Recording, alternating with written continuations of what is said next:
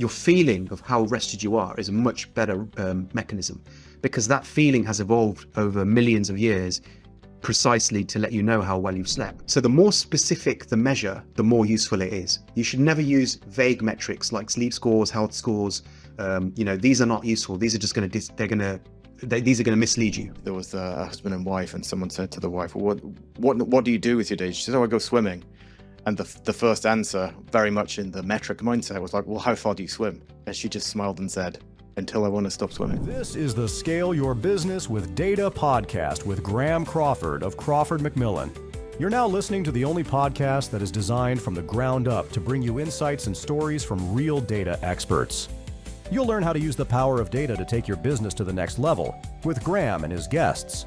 They're also going to show you how the data is often the gold hidden in plain sight and how it will unblock the road to growth ahead. With the clarity of vision and inspiring leadership of change, your business should be able to make multi-million-dollar decisions in minutes, not months. So let's get started.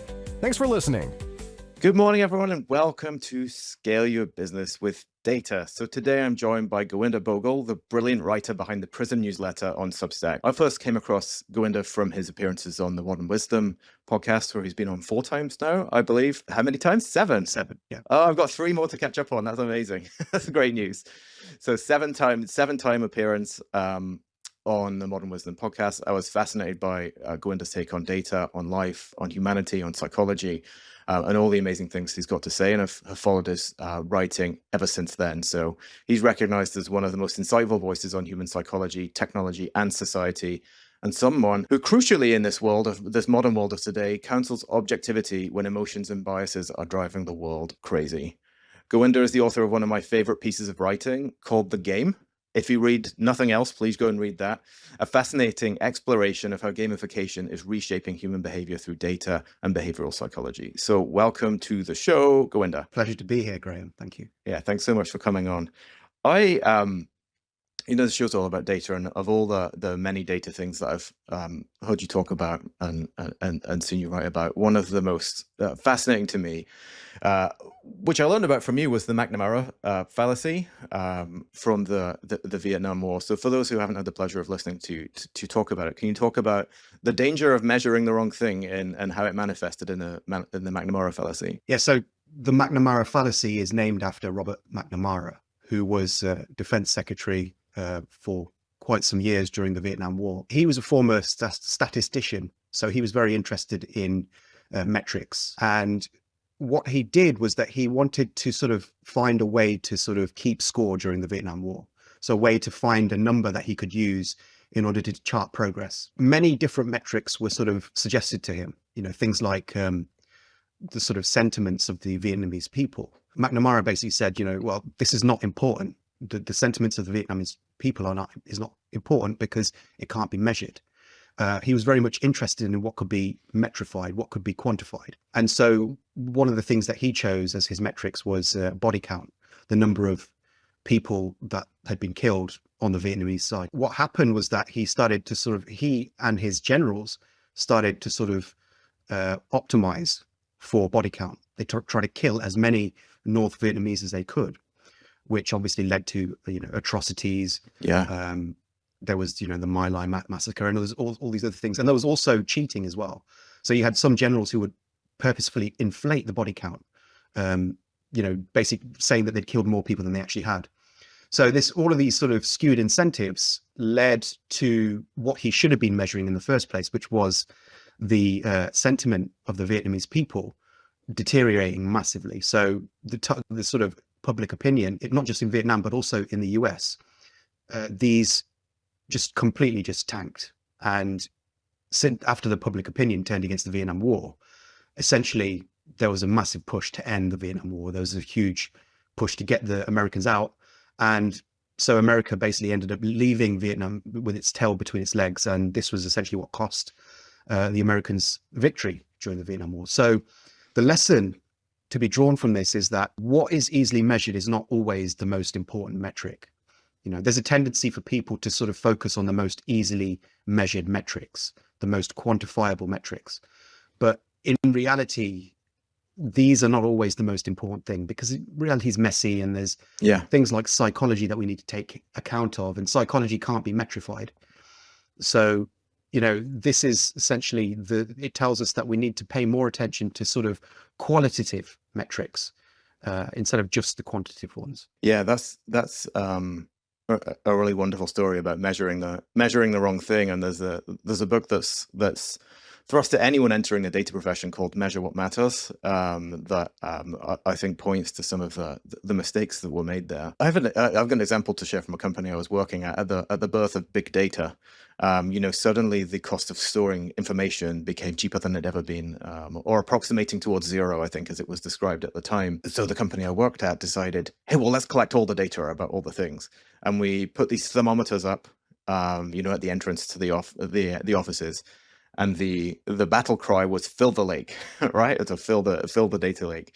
And every day we watched as we chucked more and more data into this lake, and the thermometer went up, and we got ready to have a big celebration at the end. But at the time I was representing all the users of that data around the company, and we'd been kind of kept at arm's length while the lake was filled. But then came the time to be like, okay, well, can we run queries? Like, can you let us loose on this? And it's like, no, you can't really write SQL against this. It doesn't perform that well. And I was like, okay, well, how about we point some of our reporting tools and at least we build a dashboard? Well, it doesn't really work with those that effectively. And suddenly we had this huge mountain of what was effectively useless data until years later the technology came along to make that more accessible. But again, similar to the McNamara fallacy, we picked something that was easy to measure and the most obvious thing, right? And it was most comfortable, and it was the thing as well. And at least there was no bodies involved in what we were doing, but it was the thing which was easiest to achieve. I can think of different ways we could approach that. But like, if you put yourself back in McNamara's shoes in the 70s, like, how might you have begun to approach measuring the sentiment of the Vietnamese people, or even the American people, which I'm sure also tanked in the face of growing body counts on both sides? Yeah, well, I think it would probably be wiser to have focused on the sentiments of the American people, because it would have been a bit easier to gauge. And this could have been done through polling, and sort of just looking at what the media were reporting as well, because obviously public sentiment is often downstream of what the media reports, and also upstream of it as well, because the media obviously want to feed back, they want to spoon feed people's opinions back to them. There were a very wide range of sort of tools that people could have used in order to measure the public sentiment. You could also look at the number of protests and the size of the protests, things like that, and also generally looking at sort of opinion polls of the presidency and things like that, because that's going to be tied to the war, since the war was sort of like a major event at that time. One of the key things about using metrics is you should never rely on any one metric. The more metrics you use, the more reliable your data. And so it would have been wise to sort of use a wide range of different metrics, especially when you're measuring qualitative data. You need as many metrics as you can, because qualitative data obviously cannot be quantified using simple things like, numerical figures. And so, something as complex as human psychology requires as many metrics as possible to be accurate. So that's one way, well, it's actually many ways that you would have measured public sentiment. In Vietnam, it would have been a bit more difficult, because obviously, especially during war, when you're faced with people in the jungle, you can't easily get data from them. So that would have really been more difficult, but it was possible. It could have been done through espionage. It could have been done through looking at intercepting sort of, the sort of communication channels domestically in Vietnam, and to see what people were saying, see what kinds of propaganda was being propagated. Was the propaganda focusing on atrocities, things like that? Obviously, if you have an atrocity, this is going to diminish public sentiment. So there are many different things. And I think this is really the issue, is that I think McNamara's mistake was in believing that he could use single measures to it wasn't just that he was only focused on what could be quantified. He was just also using single measures. And especially during wartime, this is not really a good way to do data collection, because, there's a lot of misinformation during wars. And so, your information pool is liable to be polluted. You know, it's not just public sentiment that he missed out. He missed out many other factors as well, such as the sort of, he wasn't really paying much attention to even to the economic costs of the war. He might have been focusing on the expenditure, the government expenditure on the war, which is a simple number. Yeah. But he wasn't focusing on the downstream sort of costs as well. You know, there's going to be excess sort of strain being put on the workforce. There's going to be, you know, a lot of things that can't be easily measured, such as volatility and, you know, people obviously being worried, and anxiety and things like this are going to have an effect on the stock market, for instance. These are obviously going to have an economic cost also, but they can't be easily measured. So the economic cost was also a big factor into why the US eventually withdrew from Vietnam, because it just became too expensive. And it wasn't just the cost of expenditure by the government. It was that it was actually having an effect on the anxiety of the American population. People were, you know, sort of, it was affecting the stock market. And so there's so many different costs that needed to be measured that weren't measured because they were hard to measure, because they're qualitative measures, things like state of mind, rather than quantitative measures. And I think what we need to do, I think one of the good things about the modern age is that we're actually getting a lot better at measuring these qualitative measures of things like state of mind. We're getting much better at metrifying these things because you can, for instance, you can use social media sentiment. You know, there's things like sentiment analysis, which is something that I did early in my life, which is when you sort of look at the kinds of words that people are using online. For, you know, so you take a swathe of the internet, you look at the kinds of words that they're using. Do those words have positive valence or negative valence? And from that, you can kind of gauge generally what people's sentiment is around a certain topic. Has that got better? Has sentiment analysis got better over time? I remember the early days of sentiment analysis myself, where, you know, people would often throw it out and say, "Oh, this isn't a necessarily a reliable measure." But I think there have been three big changes, I think, since it first emerged on the scene. The first is the quality of the programming and the logic that goes into calculating it. The second is the sheer volume of sentiment that's available out there. There's a third one that I'm interested in your take on, and that's the difference between what human beings say and what human beings actually mean, right? And particularly online when they're trying to curate a presence. Is that the hardest of those three to crack? And does sheer volume solve for that over the course of hundreds of millions of pieces of sentiment? There is a clear difference between stated preferences and revealed preferences. This has been shown in polls and surveys and things like that. And, you know, where people will tend to sort of, for instance, they'll tend to, in polls, they will tend to regard themselves as more moral than they actually are. So, for example, they'll overestimate the amount that they recycle and, you know, abide by the law. They'll also underestimate, say, negative things. So they'll underestimate how much they are addicted to social media, for example. You know, people will claim that they only use social media for, say, 3 hours a day. And then when their actual usage is measured, it will be like double that. So, you know, so yeah, people's stated preferences are usually different from their revealed preferences. And a large part of this is not really sort of like been proven beyond doubt, but the leading psychological sort of theory behind this is that people have this self-image that they want to preserve. So they want to believe that they are better than they actually are. So they'll often have this kind of idealized view of themselves. So they'll, you know, if they were asked an embarrassing question, like say, how often do you masturbate, for instance? Yeah, they will sort of deliberately, you know, lowball that figure because they don't want to sort of. And this is even if the interesting thing is, this is even if the data is anonymous. So even if you don't know who they are, they'll still lowball the figure because they have this kind of view that they don't want to admit to themselves almost that they probably masturbate more than they actually do. So yeah, so there is a difference between revealed and stated preferences. Whether this has gotten better with a larger sample size, I don't know. Possibly, I would say statistically, probably, because if you have a larger sample, then you probably have more people over time who are going to be more honest. Because I think that the number of people who actually give inaccurate figures is actually not the majority. I think it's actually a minority. I think most people probably are more or less giving an accurate figure. And so if you have a larger sort of population to draw from, then you're probably going to have a better sample of honest people. But I think there's actually value in just looking at people's stated preferences, because it actually tells us a lot about what people want you to think as well, which also tells you a Which is lot about valuable their in actual itself, right? preferences. Yeah, yeah. And especially in a world now where we live in a world of social media where image is everything, where how people appear is just as important, if not more important than how they actually are. In fact, most of the world is really built on how people appear nowadays, because everything is about engagement.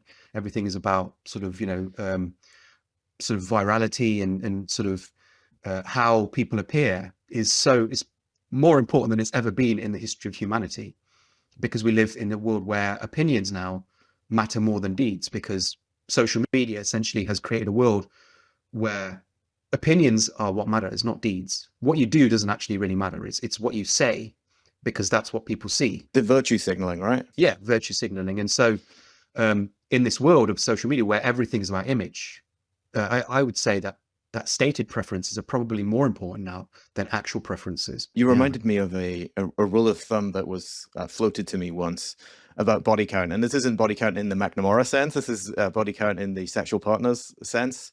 That Right. I think if you ask a man, you need to subtract 50% from the number he gives you to get the actual number. And if you ask a woman, you need to add 50%.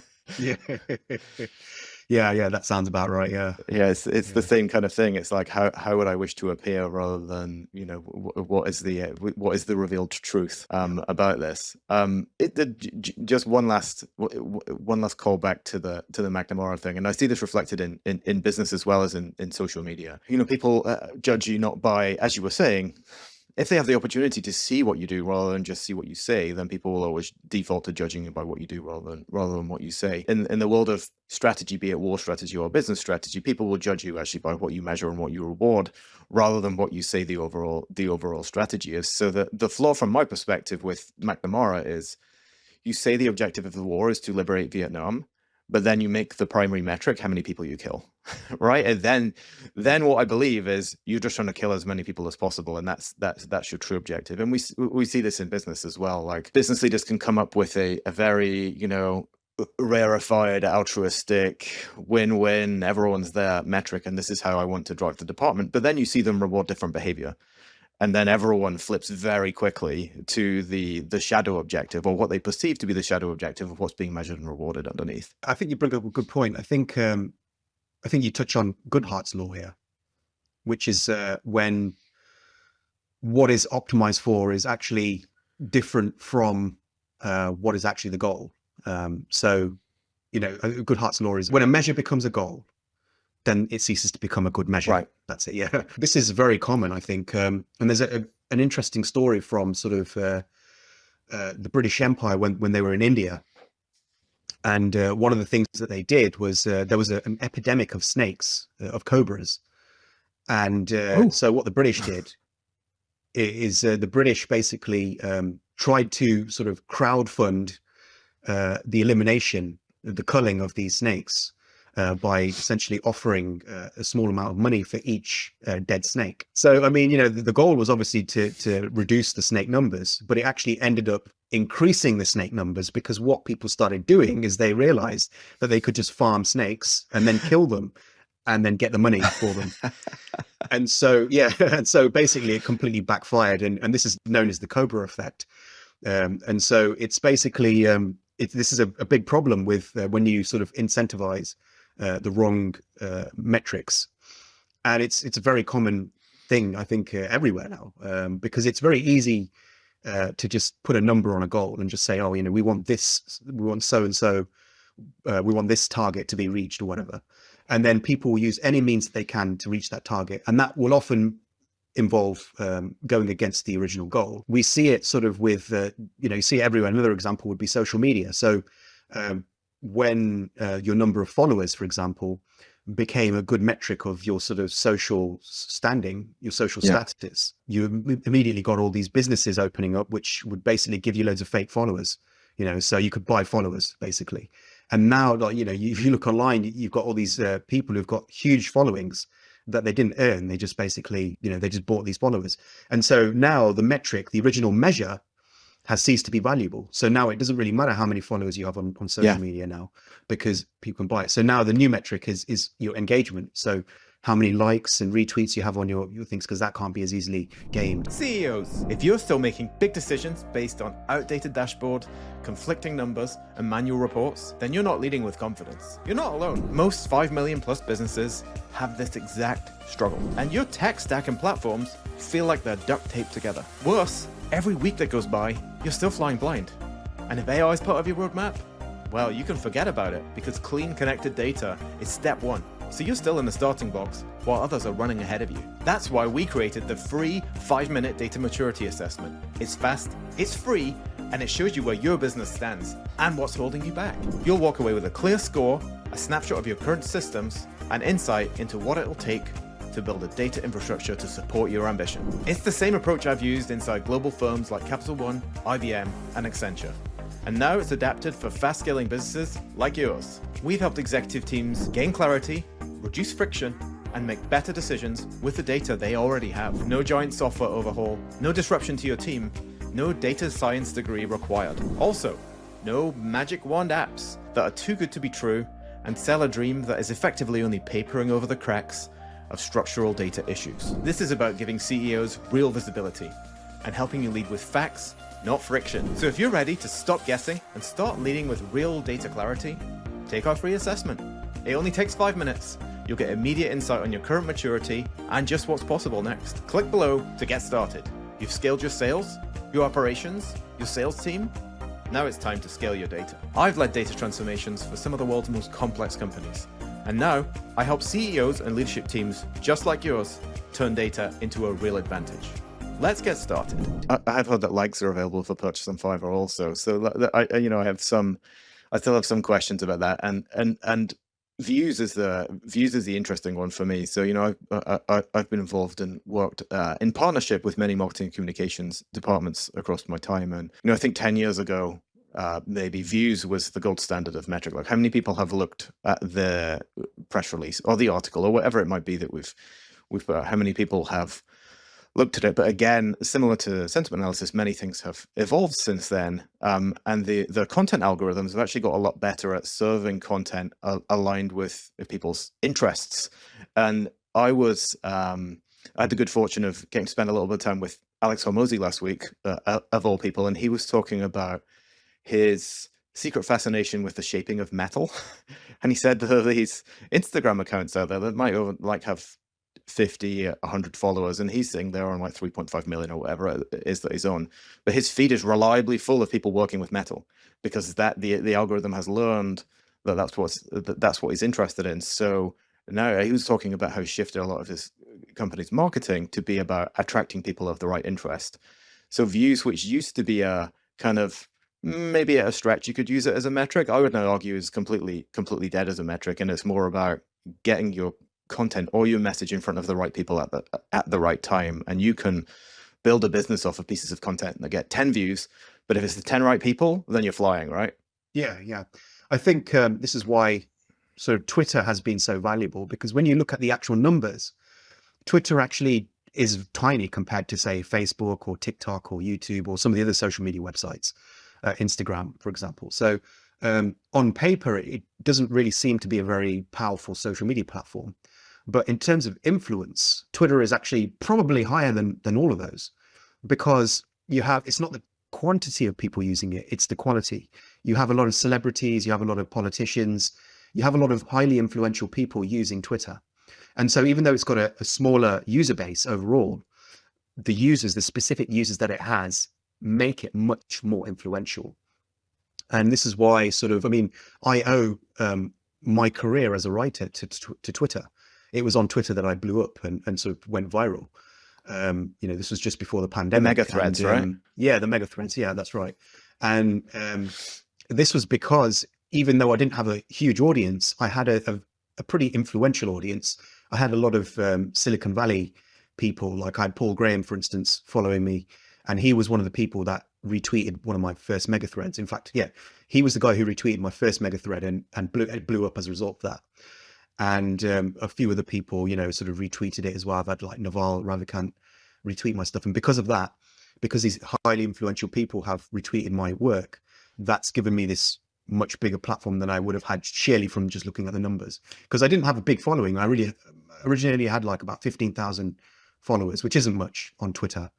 But from the quality of the followers that I had, mainly Silicon Valley people, I was able to sort of amplify that massively. And so, yeah, so I think you're dead on with your point, which is that the quantity is not as important as the quality a lot of the time when you're dealing with social media. And you didn't buy a single one of them, I'm sure.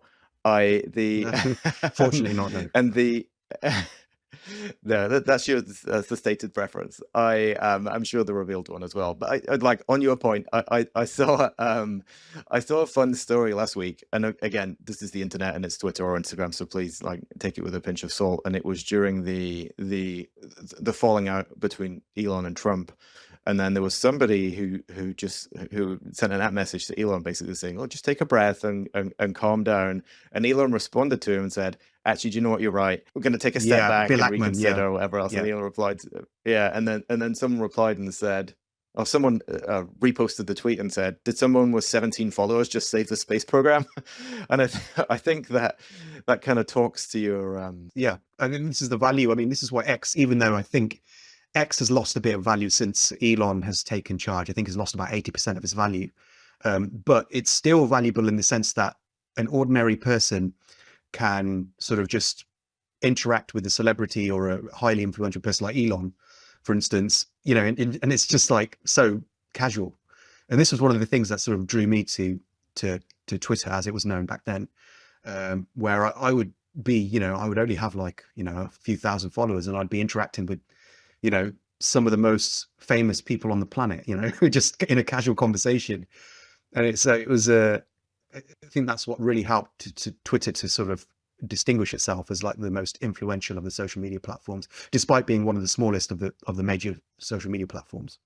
Yeah, it definitely offers something different and unique, right? Which is what any business is looking to do. To switch to a slightly different type of tracking, and this may be no surprise to you, knowing I'm a fan of Modern Wisdom and a generator of much affiliate revenue for Chris along the way, that I have a Whoop band on my on my wrist here, and I've read some of your thoughts about sleep tracking and sleep score, and they poked right into my heart because I've had both the good and the bad.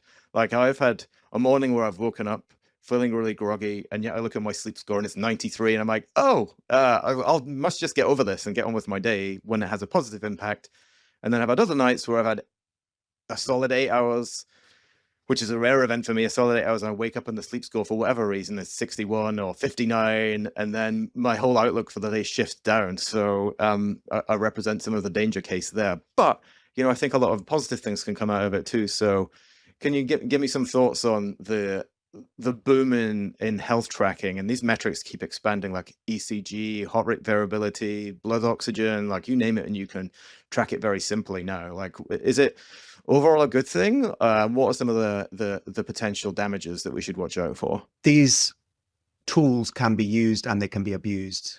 And I think, they can be useful if you're using them not as your goal, but as a sort of just as one of many useful metrics to chart your progress. So for example, I mean, the sleep score thing, I think, is a bit of a weird one.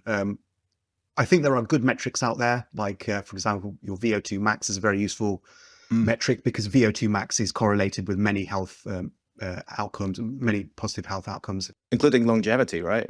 Crucially. Yes, longevity. Yeah, absolutely. Things like DNA methylation can be useful. All of these others, there are good metrics out there. I think the compound metrics are not very good. So compound metrics like your sleep score, where they basically just take many different things and they just sort of put them together into this one sort of lump sum score, which I just don't think is a very good way to do it. Because the thing with sleep is it's a very complex process. Many things are going on when you go to sleep, and there are many different types of sleep, and as a result of this, using one sleep score, based on very, very sort of superficial phenomenon like your movement and your breathing, I just don't think is an accurate way to measure sleep. I've used sleep tracking apps and I just found that they weren't accurate. For example, I've noticed that sometimes I can sleep for just 6 hours and I'll actually feel rested. I feel really well rested. And when I look at my sleep score, it's really low. And then other times I'll sleep for ages and I'll have a good sleep score, but I won't feel rested. And I found that just your feeling of how rested you are is a much better mechanism, because that feeling has evolved over millions of years precisely to let you know how well you've slept. It's essentially, it's a function of how much you've rested, and how how much REM sleep, for example, you've had. And then there are things like, if I have, for instance, if I have magnesium before I go to sleep, I usually sleep Right. better. But that's not tracked by the sleep score. So sleep score is very low resolution. It's an extremely low resolution way of measuring your sleep, because it only takes into account superficial things like your breathing and your movement, which are only a small sort of aspect of sleep. What you really want to be looking at is the amount of REM sleep you got, which is, your dream sleep. You want to look at the sort of, there are many different things. You want to look at the amount that you've dreamt, which is also a good measure. And there are things like comfort, levels of comfort, which can't be measured by numbers. And so I don't think that these compound metrics like sleep scores are very good. I don't think, if you have a health score, I don't think that's a very good thing either, because you could easily, you could create a compound metric of health from your VO2 max and from the number of, the number of miles you can run, from your body weight, your BMI or whatever, the amount of fat in your body. I mean, you could use all these metrics, but you could still have a heart condition, and that's not going to be accounted for in the health score. So that heart condition could completely drastically reduce your health score, or you could have diabetes, but that won't be picked up by the health score. So one crucial thing could be missed out from this health score, which would completely change everything. And that's why these compound metrics are not very good. That's why it's better to look at the most fundamental metrics that you can, the most high resolution metrics. So yes, VO2 max is a good metric because it measures one specific thing. And you can use that not as your goal. You should never use it as a goal, but you should use it as one metric of many to chart your progress. So you can use it to chart how fit you are, how fit your, at least how fit your cardiovascular system is. You can look at your fat levels, your body fat percentage. That's also a good metric because it measures something very specific. So the more specific the measure, the more useful it is. You should never use vague metrics like sleep scores, health scores. These are not useful. These are just these are going to mislead you. There's so much information that they just don't account for. So that's my answer really, is look for specific metrics. The more specific, the better. Another angle that I wanted to talk about, like as we've talked about, and as you've seen documented on my Substack, I've gone through somewhat of a midlife transformation. I think we call it transformation and not crisis now, over the past couple of years. And one of the things that I've changed is my relationship with exercise. Like I used to be too heavy into the people pleasing thing. And actually I would exercise to please others. So the old version of me, if it wasn't on Strava and I wasn't getting likes on it, then I may as well have not done it. I may as well have not even gone for a run, or I may as well have not even worked out. And one of the keys that I used to unlock the gate to ensure that I was exercising for me, to break the kind of people pleasing cycle and get out of it, was I would go for a run, and I wouldn't measure how far it was. I wouldn't do any of that stuff. I wouldn't track it at all. I wouldn't listen to music. I'd go out and just run for the sake of running. And I heard someone talking about it. I don't know which podcast if this was on one of yours or not, but certainly I was listening to our podcast, and someone was being jealous of some 80-year-olds that they met in Italy. And I think there was a husband and wife, and someone said to the wife, well, what do you do with your day? She said, oh, I go swimming. And the first answer, very much in the metric mindset, was like, well, how far do you swim? And she just smiled and said, until I want to stop swimming. Right. And I think that speaks to a level of contentedness and happiness that I think we can all strive to, without in the absence of data and in the absence of any hard metrics behind it. One other thing, sorry, Gurwinder, that I wanted to get to, sometimes no data is the best thing, but sometimes data in itself is not enough. And I've heard you talk about examples from the world. I also see many examples of this in a business perspective, where sometimes the data is not enough. I've seen super smart analysts present really sharp, insightful analyses to people, but if they don't wrap a story around that for the right executive and make it land and make it feel a certain way, it can get ignored, and a big business opportunity can go out the window as a result. So have you seen any examples where data alone is not enough, and the story is in fact the crucial part? Okay, yeah. So So there's an interesting study about this, and there's an interesting phenomenon known as the identifiable victim effect, which was sort of shown by this study. So basically in 2007, a team of researchers gave each study participant money to donate and presented them with 2 charity campaigns. One was based on famine statistics in Africa, and one was based on the story of a single starving girl named Rokia. What's interesting is that one would expect that a lot more people would donate to the sort of famine statistics because it would give a much broader sort of harder edge, right? Of the scale of the problem. It would give a better idea of the scale of the problem. But the opposite was actually true. People donated a lot more to the single starving girl than they did to the campaign about the statistics.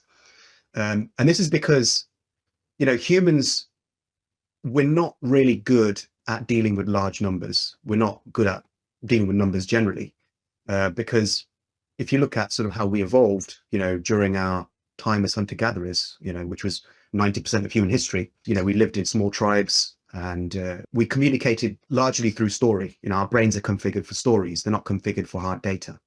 Large numbers and hard data have only really entered human life recently, really with the advent of the Industrial Revolution. Since then, this is a tiny, tiny, tiny proportion of our total evolutionary existence. So we haven't yet caught up to that.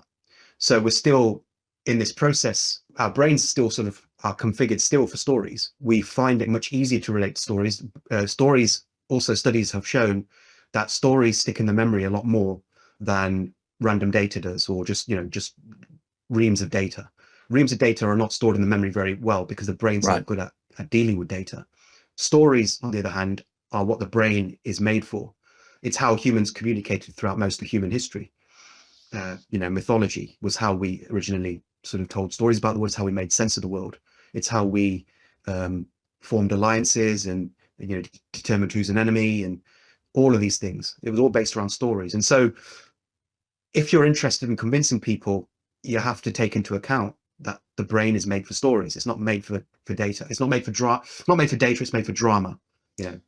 And so if you want to have, if you want to communicate data, you have to wrap it in story in order to actually get it sort of processed and to get it committed to people's memories, basically. That's wonderful and a great reminder to all those analysts out there that I've worked with before and those that I might work with in the future, that about how best to communicate with the data. It's not just about having the data. Well, Gurwinder, I want to thank you so much. Far earlier in my podcasting career than Chris ever was, so it feels almost unfair to me that I've had one of my own Mount Rushmore guests on already. I've admired your work from afar, your writing, your thinking, your analysis, the way that you think about data, and particularly the objective take that you supply to the world when emotions are kind of running riot, and the recentering and grounding that offers to people. So for folks who don't follow Gurwinder on X or on Substack, I thoroughly recommend that you go and find him out there. The Prism is the name of Gurwinder's place on Substack, so thoroughly encourage you to go find him on there, or listen to one of the back catalogue of 7 Modern Wisdom episodes. Does that make you the most frequent guest, the modal guest on the... I'm not sure. I'm probably up there somewhere. I don't know if I'm the most, but I'm pretty high, I think. Yeah, working on it. But thank you so much for coming on and spending your time with me this morning, Gurwinder. I'm sure me and all the folks listening and or watching really appreciate and will have benefited from the insight. So thank you so much, and good afternoon to you. Yeah, good afternoon. It's really a pleasure to talk to you. So it's gone a lot faster than normal, so that's a sign that it was probably quite enjoyable, I think. Excellent. Thank you so much. Hey everyone, Graeme here. Some bad news. We had some technical issues towards the end of the recording with my chat with Gurwinder, so we're gonna have to cut it off here. The good news is that means he's gonna have to come back on. I for one know that I could have spoken to him for a whole lot longer and had a great time. So hopefully we'll see him make a return guest and try and work his way up to 7 appearances on my podcast too. So thanks for listening. This has been Scale Your Business with Data. I will see you next time. Thanks for tuning in to Scale Your Business with Data. If today's conversation gave you even one insight, one aha moment, or one new idea to take action on, do me a favor. Subscribe, leave a review, and share this with someone who's ready to level up. Until next time, keep asking the right questions, keep challenging the status quo, and keep scaling with data.